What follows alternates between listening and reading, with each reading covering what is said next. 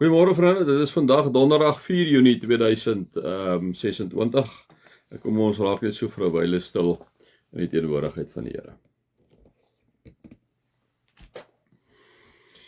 Here, baie dankie vir u liefde. Baie dankie Here dat ons absolute toegang het tot die eienaar van die heelal. Here, dit is u is te groot, die prentjie is te groot vir ons koppe. Here, in die son pas 930 of ek dink 930 of 980.000 aardes in, Here. En die son is maar net daar, is een van die planete. En nie alles gemaak. Vader, so ek kom vra onmiddellik om verskoning vir ons onvoldoende erkenning van U as die God van die heelal. Ek wil vra om verskoning, Here, dat ons baie keer dink ons kan vir U sê, Here, doen dit vir my en doen dit vir my en doen dit vir my. Here, jammer daaroor. Maar bovenal dankie vir die onvoorwaardelike liefde vir ons, Here. Maak nie saak hoe ons droog maak en wat ons aanjaag nie. Hier het die Hebreërs skrywer waar ons ook sien waar U die nuwe verbond ingestel het, omdat die ou verbond ons sommer net ondergegaan het in die ou verbond. Dankie vir U liefde. Amen. Dit mag daar vir julle genade en vrede en oorvloed wees, omdat julle God ken, Jesus ken, en die Heilige Gees ken. Ja, nou is ons by Hebreërs 9. Nou, ek moet te veel sê, ek weet nie wie van julle lees dit altyd so nie. So, nou onthou nou, ons het gepraat van die ou verbond en die nuwe verbond. Christus is die nuwe verbond. Nou kom pak die Hebreërs skrywer het vir sy gehoorheid. Onthou nou, ons sit met Jode wat die Judaïsme aangehang het, wat tot bekering gekom het, wat kinders van die Here geword het, en dan 'n klomp ander mense. Hulle wil teruggaan na die ou verbond toe, omdat hulle swaar kry, en liewe vriende, hulle word vervolg, hulle raak moedeloos, en nou skryf die Hebreërs skrywer vir hulle, en nou staan hierso, die eerste verbond, nou kom sê die skrywer, maar net vir hierdie gehoor, kom ek sê, en hy sê nie vir hulle goed wat hulle nie weet nie, dis goed wat hulle weet, maar hy kom stel dit teenoor mekaar, die eerste verbond teenoor die tweede verbond. Nou kan hy, ek moet sê die eerste verbond het voorskrifte vir die erediens gehad en ook 'n aardse heiligdom.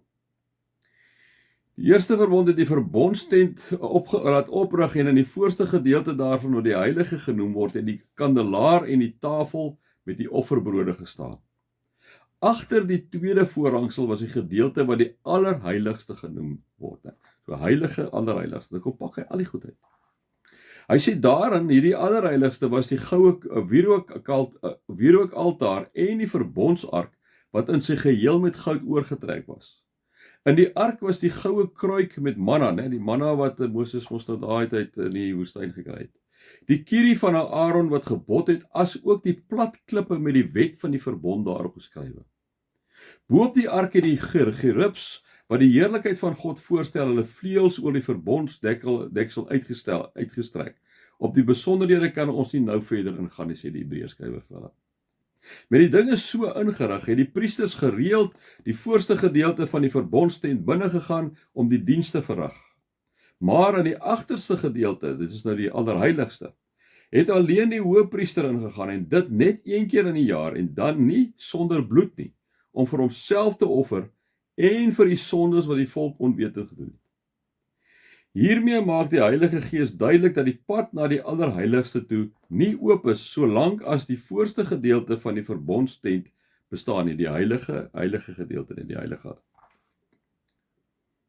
Dit alles wys vooruit na die huidige tyd, waarin offergawes en diereoffers gebring word, wat nie vir die een wat dit bring in volkome skoon gewete kan gee nie. Hy sê, hierdie goed kan nie eintlik vir iemand 'n skoon gewete gee nie. Dit het net betrekking op voedsel, drank en 'n verskeidenheid reinigingsgebruike. Dit is voorskrifte wat slegs die uiterlike raak en wat opgelê is tot die tyd dat God in beter orde sou bring. So dit is die ou verbond, nou kom stel dit die nuwe verbond. Maar Christus het gekom as hoëpriester van die weldade wat nou verwesenlik is. Hy dien in die verbondstent wat groter en volmaakter is en nie deur mense gemaak is nie.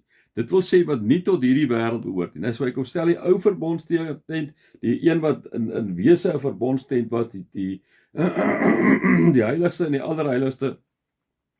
En hy kom sê maar net, hoorie so, hy het nou hy plek ingeneem. Met sy eie bloed en nie met die van bokke en kalwers nie, het hy net eenmaal die heiligdom binne gegaan en 'n ewige verlossing tot stand gebring. So is nie meer nodig vir hierdie priester, ou priester wat in die allerheiligste ingegaan het nie.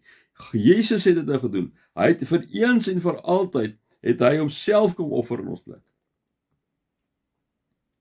Wanneer die bloed van bokke en bulle en die as van 'n vers op die onreines besprinkel word, maak dit hulle uiterlik rein. Hoeveel te meer sal die bloed van Christus ons gewete bevry van die las van dade wat tot die dood lei, sodat ons die lewende God kan dien. Hiervoor het Christus immers homself as 'n volkome offer deur die ewige Gees aan God geoffer. Ja. Ou verbond, nuwe verbond. Daarom is hy ook die middelaar van 'n nuwe verbond. Sy dood het plaasgevind om mense te verlos van die oortredinge van wat onder die eerste verbond begaan is, sodat die wat geroep is die beloofde ewige erfenis kan ontvang. Nee. Dan gaan ek weer so, kom ons lees maar. Kom ons is op het klaar.